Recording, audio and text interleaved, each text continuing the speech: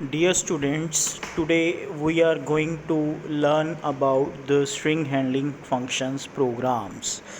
Last video में हमने string handling functions के बारे में पढ़ा था। आज हम उन फंक्शंस के प्रोग्राम करेंगे, कैसे बनाए जाते हैं, उनमें क्या क्या चीज़ें लिखनी पड़ती हैं, उसके बारे में डिटेल में पढ़ेंगे। तो सबसे पहले हमने जो वीडियो में स्ट्रिंग फंक्शंस पढ़े थे उसमें हमने पढ़ा था गेट्स एंड पुट्स, जो स्ट्रिंग की इनपुट और स्ट्रिंग की आउटपुट के लिए यूज़ किया जाता है। मतलब यूज़र से हमने स्ट्रिंग इनपुट लेनी है तब हम यूज़ करते थे गेट्स फंक्शन, और जब हमने यूज़र को स्ट्रिंग में आउटपुट देनी है तब हम यूज़ करते थे पुट्स फंक्शन। तो उसका पहला प्रोग्राम हम पढ़ने जा रहे हैं, सीखने जा रहे हैं। वैप to input and output a string. वैप का मतलब राइट अ प्रोग्राम, एक प्रोग्राम बनाना है जिसमें हम स्ट्रिंग की इनपुट करवा रहे हैं और स्ट्रिंग की आउटपुट करवा रहे हैं। तो प्रोग्राम बनाने का स्ट्रक्चर, सबसे पहले हमें हेडर फाइल लिखनी पड़ती है। तो वो हेडर फाइल्स हमने यहाँ पे यूज़ की हैं। #include stdio.h, #include conio.h। तो इनके बारे में आपने पढ़ा हुआ है, #include stdio.h, #include conio.h। तो अब इसके अंदर एक तीसरी हेडर फाइल ऐड हो जाती है, दैट इज़ string.h। ये आप देख सकते हो, string.h।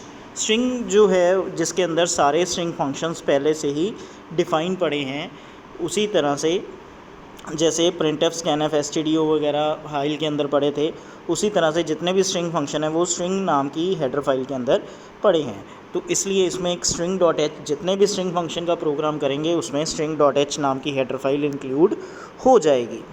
तो पहले तीनों हेडर फाइल्स हो गई। उसके बाद same as it is main function, void main, फिर करली ब्रैकेट स्टार्ट, मतलब बॉडी ऑफ द फंक्शन। अब इसके अंदर हमने एक वेरिएबल लिया कैर टाइप का, क्योंकि स्ट्रिंग है, स्ट्रिंग किस में होती है, करैक्टर में होती है। तो कैर ए नाम का वेरिएबल लिया, जिसको हमने साइज़ मेंशन कर दिया स्क्वायर ब्रैकेट के अंदर 20। तो मतलब एक स्ट्रिंग टाइप का वेरिएबल है, करैक्टर टाइप का वेरिएबल है, जिसका साइज़ 20 है, मतलब वो 20 करैक्टर स्टोर कर सकता है, मैक्सिमम 20 करैक्टर। तो जितना साइज़ आप दोगे उतने करैक्टर आप इसके अंदर स्टोर करा सकते हो। जब 2 या 2 से ज़्यादा करैक्टर हो जाते हैं तो वो क्या बन जाती है, स्ट्रिंग बन जाती है। तो अब हमने स्ट्रिंग में इनपुट करानी है, तो इनपुट कराने के लिए हमें एक मैसेज पास करना पड़ेगा। मैसेज पास करने के लिए हमने लिखा printf में हमने डबल कोर्सेज़ के अंदर मैसेज पास किया है, एंटर एनी स्ट्रिंग। आप कुछ भी लिख सकते हो, enter city name, enter your name, जो भी आपको ईजी लगे आप उसमें लिख सकते हो। अगर आपको पेपर में आ गया इनपुट योर सिटी नेम, वैप to write input your city name, तब यहाँ पे हम एंटर एनी स्ट्रिंग की जगह क्या कर देंगे, एंटर योर सिटी नेम।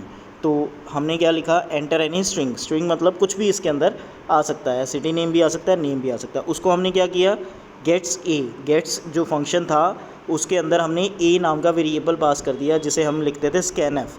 अब इसमें scanf नहीं लिखना पड़ेगा, हमें क्या लिखेंगे, डायरेक्ट गेट्स ए।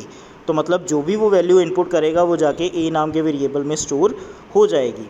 ये तो हो गया इनपुट। अब आ गई आउटपुट की बात। जब हमने उसको डिस्प्ले करवाना है तो उसके लिए हमने यूज़ किया printf डबल कोर्सेज़ के अंदर वैल्यू एंटर बाय यू, कि मतलब आपने कौन सी वैल्यू एंटर इसमें की थी, वो हमने मैसेज पास कर दिया इन्वर्टेड कॉमास के अंदर।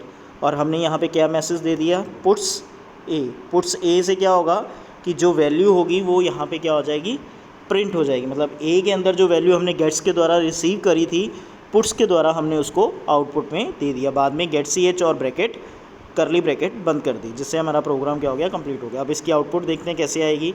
जब हम इस प्रोग्राम को रन करेंगे आपको एक मैसेज आएगा, एंटर एनी वैल्यू। आप कोई भी वैल्यू पढ़ के एंटर करोगे। तो हमने यहाँ पे लिखा जैसे वेलकम। जैसे ही वेलकम लिख के हमने एंटर प्रेस किया, जैसे ही वेलकम मेंशन करके हमने एंटर प्रेस किया तो हमें आउटपुट आ गई, value enter bye you welcome. तो ये एक करैक्टर या स्ट्रिंग की इनपुट थी और उसी स्ट्रिंग के द्वारा हमें आउटपुट मेंशन हुई। तो ये प्रोग्राम था स्ट्रिंग के अंदर इनपुट और आउटपुट करवाने का। नेक्स्ट प्रोग्राम इसके अंदर हम जो करने जा रहे हैं that is upper case and lower case का प्रोग्राम। वैप to convert your name into upper case, कि आप अपने नाम को कन्वर्ट करो अपर केस में। अगर सिटी नेम आ गया तो सिटी नेम, यूर नेम आ गया तो यूर नेम, किसी और चीज़ का आ गया तो उसका। तो अब सिर्फ चेंज क्या होना है, सेम एज इट इज़। पहले header file #include stdio.h, #include conio.h, #include string.h, उसके बाद मेन फंक्शन। फिर एज इट इज़ हमने एक करैक्टर वेरिएबल लिया ए, जिसका साइज़ हमने क्या रख दिया, 20 स्क्वायर ब्रैकेट के अंदर। फिर प्रिंट एफ में अब मैसेज दिया, जैसे मैंने उसमें बताया था कि हमने एक मैसेज पास करना है, तो मैसेज में अब हमने यहाँ पे क्या पास कर दिया, enter your name into lower case. ये हमें लिखना पड़ेगा, क्यों? क्योंकि हमने उसको अपर केस में कन्वर्ट करना है।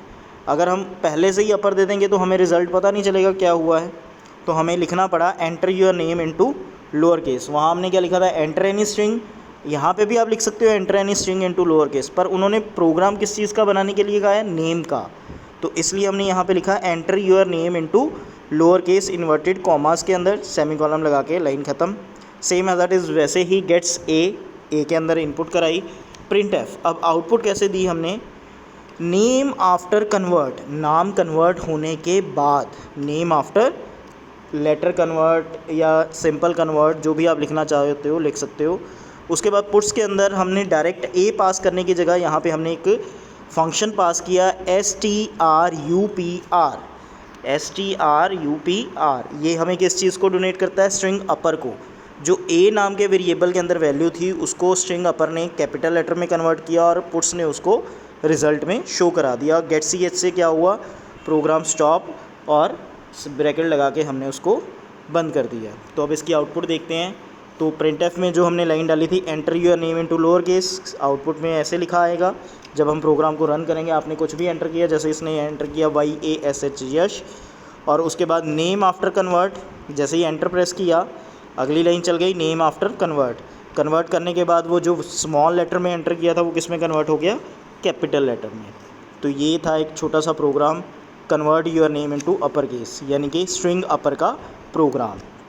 Same as it is upper की जगह अगला प्रोग्राम है convert your city name into lower case. अब वहाँ पे नेम था, यहाँ पे क्या आ गया, सिटी नेम। तो सारा प्रोग्राम सेम रहेगा, सिर्फ दो चीज़ें चेंज होंगी। वो क्या होंगी, देखो, hash include stdio.h, hash include conio.h, hash include string.h, void main, कैर ए नाम का वेरिएबल जिसका साइज़ 20 है। प्रिंट एफ के अंदर enter your city name into upper case. देखो वहाँ पे हमने क्या लिखा था, enter your name into lower case.